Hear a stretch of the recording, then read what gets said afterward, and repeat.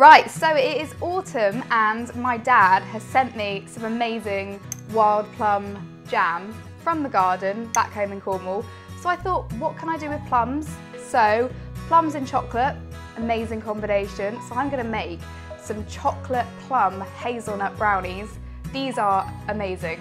They're so gooey, the fruit makes them really, really yummy, and chocolate can be quite healthy. So I'm actually going for 100% chocolate. Now you don't have to, you can definitely use 70% or higher, but I'm going to try with the Willys 100%. So I found some plums from a garden. Obviously you can go and buy them from the shop. So you need about 200 grams of plums, and I'm going to firstly just chop them up into really, really small chunks. So this is a really, really good recipe if you haven't put fruit in brownies before.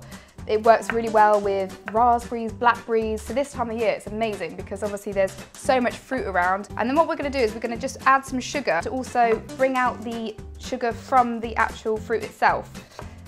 So it'll get even sweeter because obviously we're using quite a high percentage chocolate, 100%. I'm going to admit something to you guys.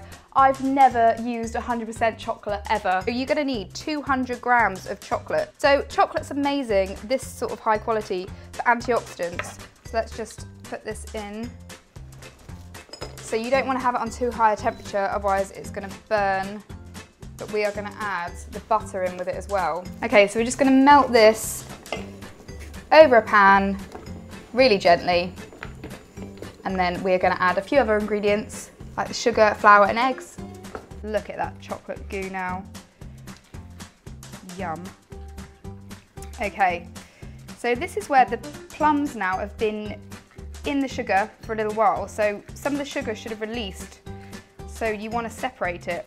You can also add a bit of booze to this. If you want to add a bit of brandy or something like that, you certainly can. I'm not going to because I'm going to be good today. So let's just get rid of that syrup. So you want to sieve it. So that's the plum juice, which is just from the sugars and the natural sugars of the plum and the sugar. So let's pour this in. So this is going to loosen our mixture. As I say, at this point you don't want to go too crazy with the stirring, otherwise they're not going to rise. Let's add the plums. You can use any nuts, but I think hazelnuts actually work really well with the plum. Let's put them into the mixture. You just want to fold it in. Let's just pour this in to the pan. Just using the back of a spoon, you just want to make sure it's all spread to the edges. I'm just going to add some extra scattering of nuts on the top. And then we're going to bake this in the oven. I've got it on fan assisted, 160, and bake it for 25 minutes. So, just got these out the oven and they should be just a little bit more done on the outside. And when you put a knife into the middle, you actually still want it to be a little bit gooey, because what happens with brownies is they continue to cook once you've taken them out of the oven. So do not overbake them. If they look gooey, that is good. You don't want to cut them when they're too hot. But while they're still warm, I'm going to put some jam on the top. 2 dessert spoons of jam, and I'm just going to heat this up in the microwave.